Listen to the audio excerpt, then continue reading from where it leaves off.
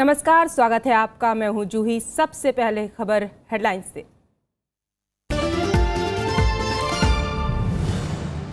कश्मीर में सिर्फ राजनीतिक दलों से होगी बातचीत, केंद्र का सुप्रीम कोर्ट में जवाब। अलगाववादियों से वार्ता करने से इनकार। इंसानी दर्जा मिलने के बाद गंगा को पहला कानूनी नोटिस। नैनीताल हाई कोर्ट ने केंद्र सरकार और प्रदूषण नियंत्रण बोर्ड से मांगा जवाब। ऋषिकेश में अवैध निर्माण का मामला।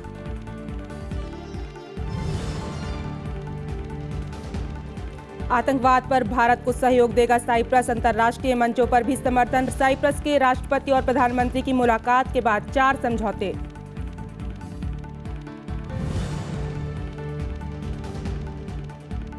उत्तर कोरिया ने फिर किया मिसाइल परीक्षण। अमेरिका का परीक्षण नाकाम होने का दावा। रूस और चीन का राजनयिक समाधान पर जोर।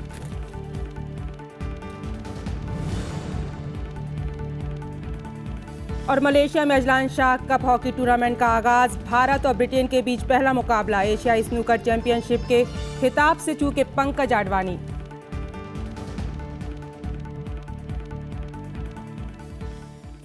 कश्मीर समस्या के हल के लिए सरकार सिर्फ मान्यता प्राप्त दलों से बात करेगी। इस दौरान अलगाववादियों से कोई बातचीत नहीं होगी। अटॉर्नी जनरल ने कल सुप्रीम कोर्ट में ये जानकारी दी। केंद्र सरकार ने कश्मीर को लेकर अपना रुख स्पष्ट कर दिया है। अटॉर्नी जनरल मुकुल रोहतगी ने शुक्रवार को सुप्रीम कोर्ट को बताया कि अलगाववादियों से कोई वार्ता नहीं होगी। बातचीत सिर्फ मान्यता प्राप्त राजनीतिक दलों से होगी। केंद्र सरकार का जवाब Jammu Kashmir high court bar association के आरोप के बाद आया कि सरकार बातचीत के लिए आगे नहीं आ रही है। बार एसोसिएशन ने पैलेट गन पर रोक के लिए याचिका दायर की है। जम्मू कश्मीर हाईकोर्ट याचिका पहले ही खारिज कर चुकी है। शीर्ष अदालत ने कहा कि एसोसिएशन को पथराव और हिंसक प्रदर्शन रोकने के लिए सुझाव रखने चाहिए। ये कहने से काम नहीं चलेगा कि संगठन घाटी में सभी वर्गों का प्रतिनिधित्व नहीं करता है। अब मामले की सुनवाई 9 मई को होगी। जो बेंच हमारे थे उनने बार एसोसिएशन का ये एडमिट किया है कि उनका एक इम्पोर्टेंट रोल बनता है बार एसोसिएशन का, कि वहाँ पे जो एक प्रॉब्लम है, एक इशू है, उसको एड्रेस करने की। बार एसोसिएशन मुख्तलिफ स्टेक होल्डर को जाए, उनको जाए। Is agreed. विपक्षी दलों का कहना है कि शांति बहाली के लिए कश्मीर में वार्ता शुरू होनी चाहिए। लोगों को किसी तरह से विश्वास में लेके बातचीत करके स्थिति को सामान्य तो करना पड़ेगा। हमको मालूम है कि पाकिस्तान और जो भारत के दुश्मन हैं उनका इसमें इरादा क्या है। उनकी तरफ से कोशिश होती रहेगी, पर इसका ये माने नहीं है कि हम स्थिति पर काबू ना पाएं। जम्मू कश्मीर में अमन लाने का, शांति लाने का, लोगों को इन्वॉल्व करने का एक ही रास्ता है कि वहाँ तुरंत गवर्नर रूल कीजिए, असेंबली जो बनी है उसको डिसॉल्व कीजिए। जम्मू कश्मीर की मुख्यमंत्री महबूबा मुफ्ती ने सोमवार को प्रधानमंत्री नरेंद्र मोदी और गृह मंत्री राजनाथ सिंह से दिल्ली में मुलाकात की थी। इस दौरान मुख्यमंत्री ने सभी पक्षों से बातचीत करने पर जोर दिया था। उन्होंने कहा था कि 1-2 महीने में हालात सामान्य होने पर वार्ता शुरू करने की पहल हो सकती है। श्रीनगर लोकसभा उपचुनाव में हिंसा के बाद से घाटी में तनाव है। पथराव और गोलीबारी की अनेक घटनाएं हुई हैं। छात्रों के प्रदर्शन के कारण भी हालात मुश्किल हैं। Bureau report, Rajya Sabha TV. वहीं जम्मू कश्मीर के अनंतनाग में आतंकवादियों ने बैंक लूटने की कोशिश की। शुक्रवार को J&K बैंक की अनंतनाग शाखा पर आतंकवादियों ने अचानक हमला बोला और 2 आतंकी बैंक में घुस गए। इस दौरान हुई फायरिंग में CRPF का एक जवान घायल हो गया। इस बीच सुरक्षाकर्मी इस घटना में घायल एक आतंकवादी को पकड़ने में सफल रहे।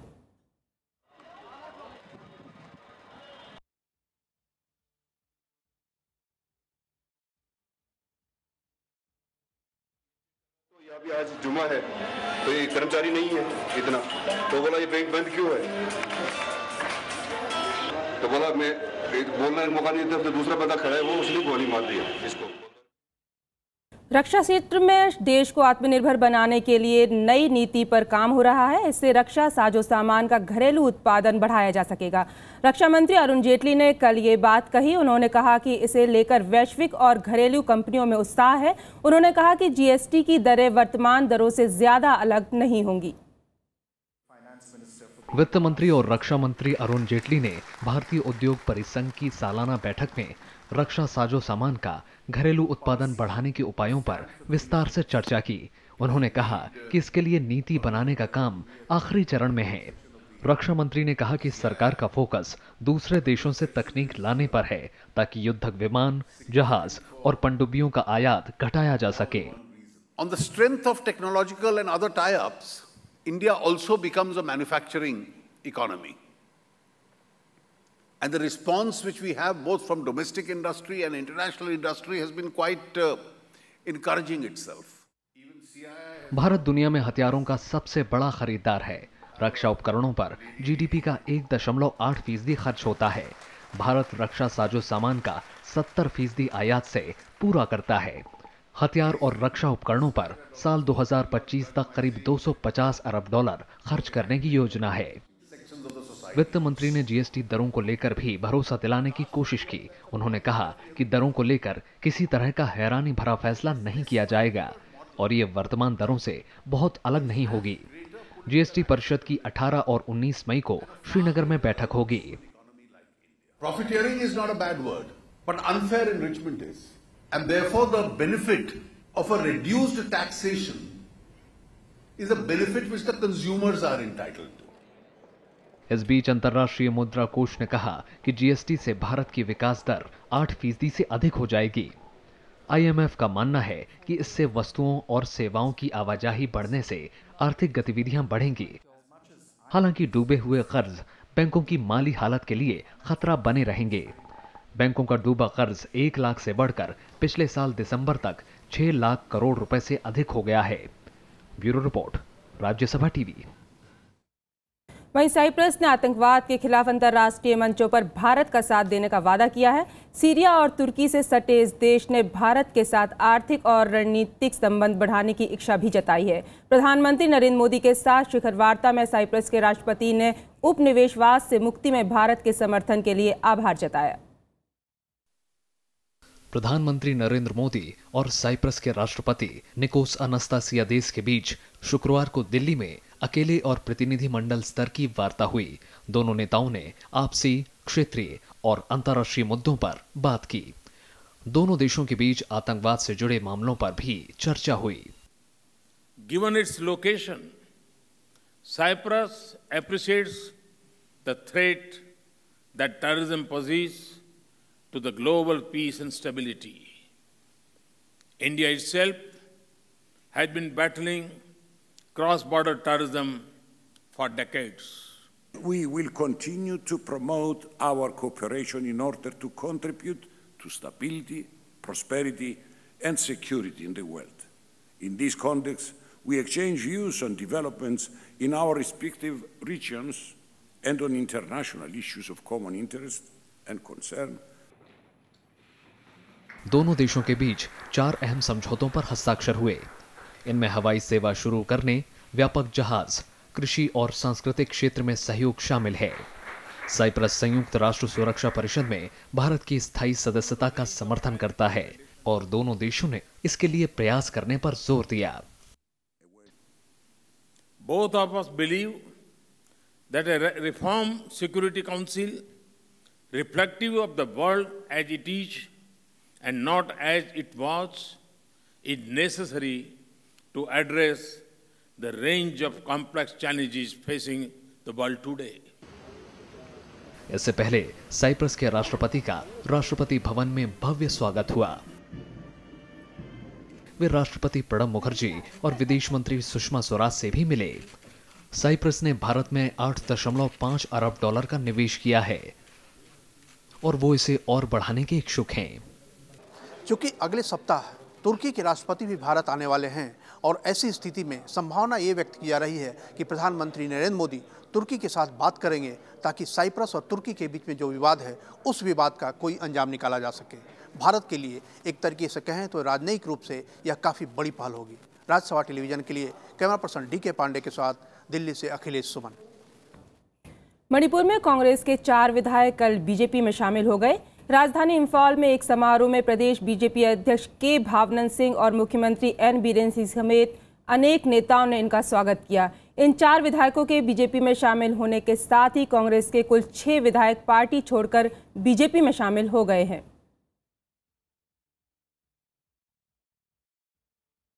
वहीं छत्तीसगढ़ विधानसभा में कल 3 घंटे लंबी बहस के बाद राज्य वस्तु और सेवा विधेयक 2017 ध्वनिमत से पारित कर दिया गया। बैठक शुरू होने के साथ सुकमा हमले में शहीद हुए लोगों को श्रद्धांजलि दी गई। कांग्रेस ने इस बिल का समर्थन किया, लेकिन अमित जोगी ने इसका विरोध किया। बिल पास होने पर सीएम डॉक्टर रमन सिंह ने कहा कि जीएसटी देश को एक सूत्र में पिरोकर विकास के पथ पर आगे ले जाएगा। इस विधेयक को पारित करने वाला छत्तीसगढ़ देश का 5वां राज्य बन गया है।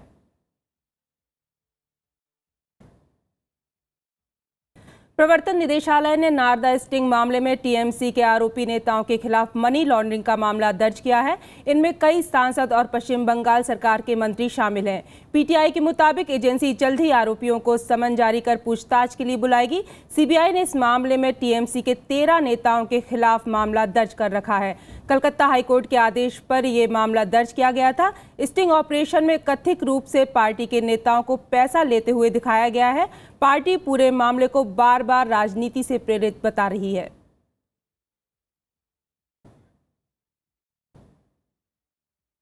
वहीं चुनाव आयोग रिश्वत मामले की जांच कर रही दिल्ली पुलिस शुक्रवार को अन्ना द्रमुक नेता टीटीवी दिनकरन और उनके साथी समेत चेन्नई पहुंची। दिल्ली पुलिस चेन्नई से दिल्ली पैसे पहुंचाने के लिए इस्तेमाल किए गए माध्यमों के बारे में ज्यादा जानकारी हासिल कर रही है। इससे पहले दिल्ली पुलिस की अपराध शाखा ने दिल्ली की अदालत से दिनकरन और मल्लिकार्जुन के चेन्नई निवासों की तलाशी करने के वारंट हासिल किए थे। पुलिस इस मामले में गिरफ्तार किए गए मध्यस्थ सुकेश चंद्रशेखर, दिनकरन और मल्लिकार्जुन के बीच धन के लेन देन और फोन पर हुई बातचीत के बारे में भी पूछताछ कर रही है। दिल्ली हाईकोर्ट ने कहा है कि जो लोग सस्ता अनाज पाने के हकदार हैं, उन्हें इससे वंचित नहीं किया जा सकता। कोर्ट ने कहा कि न सिर्फ गरीब बल्कि सभी जरूरतमंद परिवारों को सस्ता अनाज मिलना चाहिए। कोर्ट ने कहा कि सस्ता अनाज देने से पहले ये पता लगाना चाहिए कि कितने लोग इसके लिए योग्य हैं और कितने लोगों को ये नहीं मिल रहा है। कोर्ट ने केंद्र, दिल्ली सरकार और संबंधित विभागों से इसके आंकड़े भी मांगे हैं। कोर्ट ने ये भी पूछा है कि आधार नहीं होने पर कितने लोगों को सस्ता अनाज देने से इनकार किया गया। सरकार ने सस्ते अनाज के लिए आधार को अनिवार्य बनाया है। एक एनजीओ की याचिका पर सुनवाई के दौरान कोर्ट ने ये टिप्पणी की। और फिलहाल लेते हैं एक छोटा सा ब्रेक। आप बने रहिए हमारे साथ।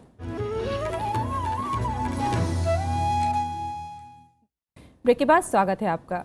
नैनीताल हाई कोर्ट ने इंसानी दर्जा पाने के बाद गंगा नदी को पहला कानूनी नोटिस भेजा है। ऋषिकेश में गंगा किनारे खादरी खडक गांव में नियमों का उल्लंघन कर निर्माण के मामले में ये नोटिस दिया गया है।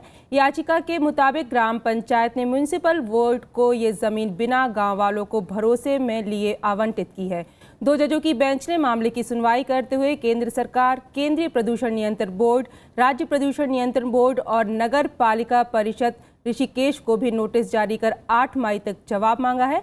उत्तराखंड हाई कोर्ट ने हाल ही में गंगा को इंसानी दर्जा देते हुए उसे सभी कानूनी अधिकार दिए हैं। इस संबंध में हाई कोर्ट ने उत्तराखंड के मुख्य सचिव, महाधिवक्ता और नमामि गंगे परियोजना के निदेशक को गंगा का संरक्षक नियुक्त किया है।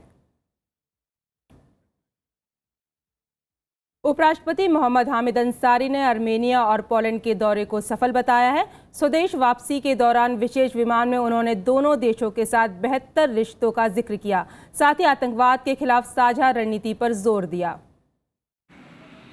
उपराष्ट्रपति मोहम्मद हामिद अंसारी ने आर्मेनिया और पोलैंड के साथ भारत के बेहतर रिश्तों का जिक्र करते हुए इसे और मजबूत बनाने पर जोर दिया है। 2 देशों के दौरे से वापस लौटते हुए विशेष विमान में उपराष्ट्रपति ने दोनों देशों के शीर्ष नेतृत्व से हुई मुलाकात और बातचीत को सकारात्मक बताया। There were 2 friendly countries where we were able to regenerate interest in each other's existence and in cooperation. It is true of Armenia also, a small country, but a very, very friendly country traditionally to us. There are little things that we need to do which have been done and will continue to be done. उपराष्ट्रपति ने आतंकवाद और संयुक्त राष्ट्र सुरक्षा परिषद के लिए भारत को मिले सहयोग का भी आभार जताया। आतंकवाद को विश्व शांति के लिए बड़ी चुनौती बताते हुए उपराष्ट्रपति ने इसके खिलाफ साझा रणनीति पर जोर दिया। The dimensions of the problem are understood by everyone, whether it is England, Belgium, France, Poland, Germany, or our own problems, or Indonesia, or Malaysia, any country. Terrorism has become like a pandemic. It is affecting every society. उपराष्ट्रपति की मौजूदगी में भारत और Armenia ने द्विपक्षीय सहयोग बढ़ाने के लिए 3 समझौतों पर हस्ताक्षर किए। वहीं पोलैंड के साथ कृषि क्षेत्र में सहयोग बढ़ाने के लिए करार किया गया। दोनों देशों ने माना कि खनन, रक्षा और उड्डयन क्षेत्र में सहयोग बढ़ा सकते हैं। उपराष्ट्रपति मोहम्मद हामिद अंसारी ने उम्मीद जताई है कि द्विपक्षीय वार्ता और बढ़ते आर्थिक सहयोग की वजह से पोलैंड और आर्मेनिया से भारत के रिश्तों में और मजबूती आएगी। वॉर्सो से नई Delhi on board camera persons Anirban और संजय के साथ ही सहयोगी अमृता राय के साथ मैं कृति मिश्रा, राज्यसभा टीवी। इससे पहले उपराष्ट्रपति मोहम्मद हामिद अंसारी ने शुक्रवार को पोलैंड के वारसा विश्वविद्यालय में छात्रों को संबोधित किया। भारत में लोकतंत्र के 7 दशक पर उपराष्ट्रपति ने कहा कि अल्पसंख्यकों के अधिकारों की रक्षा करते समय लोकतंत्र की असली परीक्षा होती है। उन्होंने कहा कि लोकतंत्र तभी फल फूल सकता है जब लोगों को बिना किसी डर के बोलने की आज़ादी हो।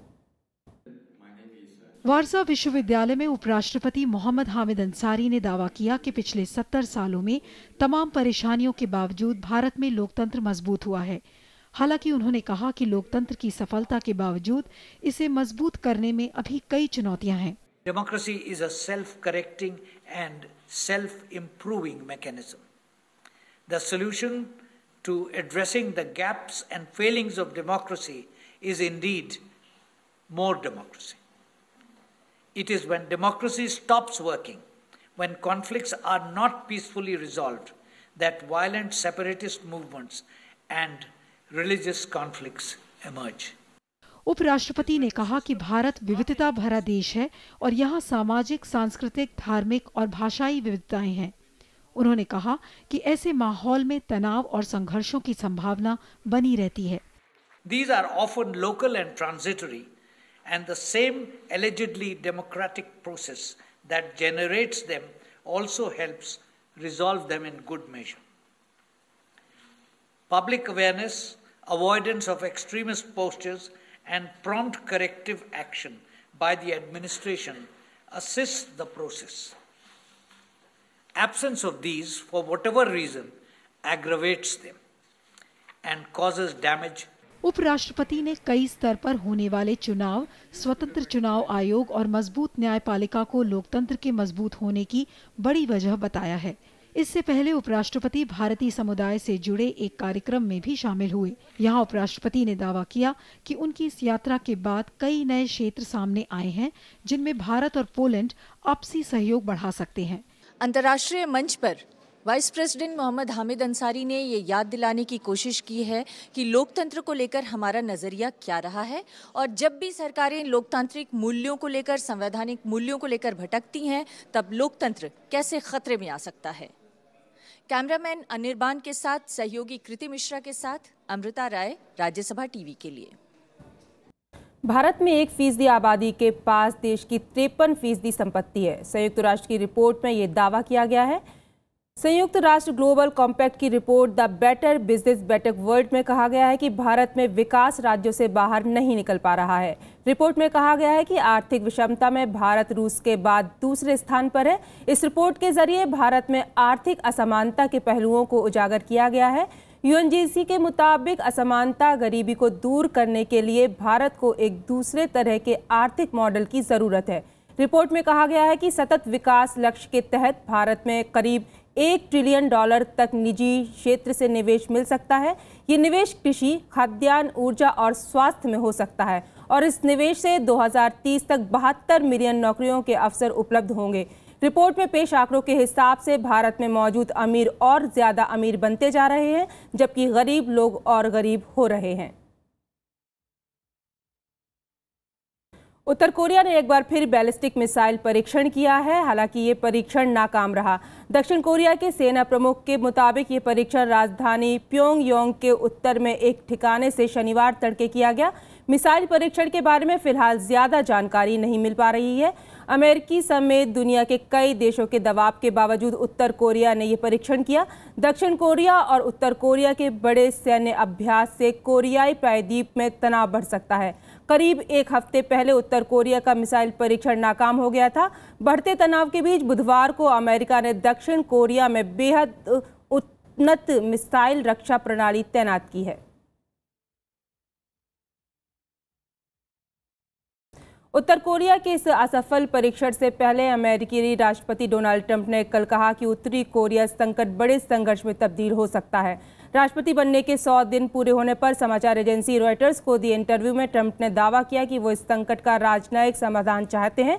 रूस और चीन ने भी इस मामले के राजनयिक समाधान पर जोर दिया है। अमेरिकी राष्ट्रपति डोनाल्ड ट्रंप ने कहा कि आने वाले दिनों में उत्तर कोरिया संकट को लेकर एक बड़ा संघर्ष संभव है। ट्रंप के मुताबिक किम जोंग उन कम उम्र में उत्तर कोरिया को जिस रास्ते पर ले जा रहे हैं वो काफी मुश्किल भरा है। ट्रंप ने कहा कि इस संकट का राजनयिक हल निकालना मुश्किल है। Well, there's a chance that we could end up having a major conflict with North Korea. Absolutely. Trump ने आगे कहा कि हमारे पास एक बड़ी तबाही को खत्म करने का मौका है। ट्रंप ने उत्तर कोरिया संकट को हल करने में चीनी राष्ट्रपति शी जिनपिंग की भूमिका को भी सराहा। साथ ही उन्होंने दक्षिण कोरिया से कहा कि वो अमेरिकी third anti ballistic missile system की पूरी कीमत चुकाएं। उन्होंने कहा कि अमेरिका दक्षिण कोरिया की रक्षा चाहता है, लेकिन उसके लिए पैसे खर्च नहीं करेगा। Why are we paying $1 billion? It's $1 billion system. It's phenomenal. It's the most incredible equipment you've ever seen. It shoots missiles right out of the sky. And it protects them, and I want to protect them. We're going to protect them.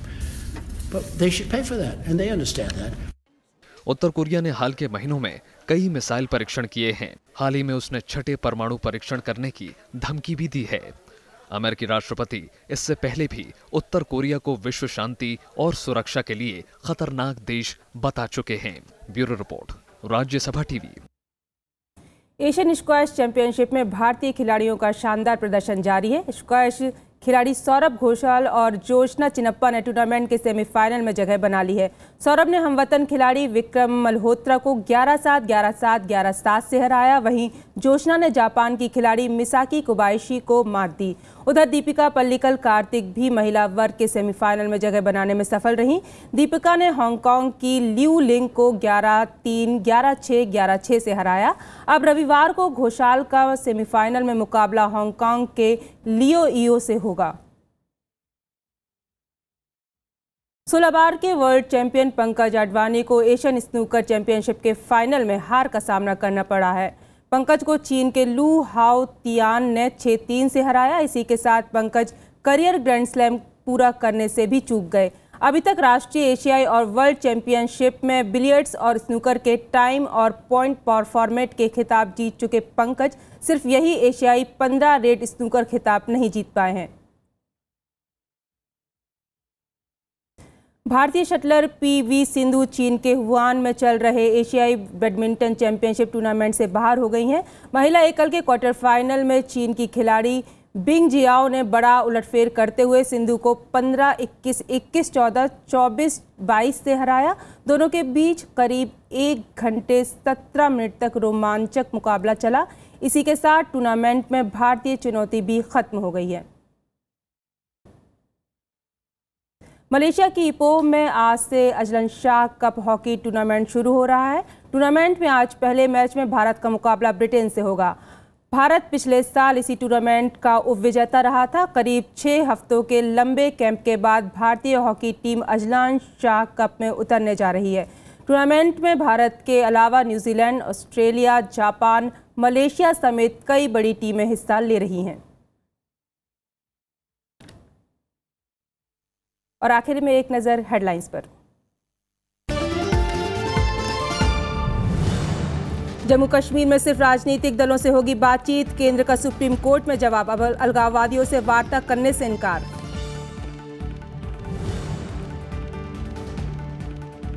इंसानी दर्जा मिलने के बाद गंगा को पहला कानूनी notice. Nainital high court ने केंद्र सरकार और प्रदूषण नियंत्रण बोर्ड से भी मांगा जवाब। ऋषिकेश में अवैध निर्माण का मामला। आतंकवाद पर भारत को सहयोग देगा साइप्रस। अंतर्राष्ट्रीय मंचों पर भी समर्थन। साइप्रस के राष्ट्रपति और प्रधानमंत्री की मुलाकात के बाद 4 समझौते।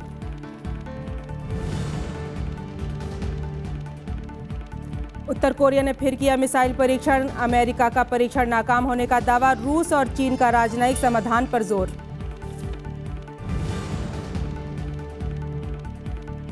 और मलेशिया में Azlan Shah cup hockey tournament का आगाज। भारत और ब्रिटेन के बीच पहला मुकाबला। एशियाई स्नूकर चैंपियनशिप के खिताब से चूके पंकज अडवाणी। फिलहाल खबरों में इतना ही। आगे देखिए हमारा खास कार्यक्रम देश देशांतर।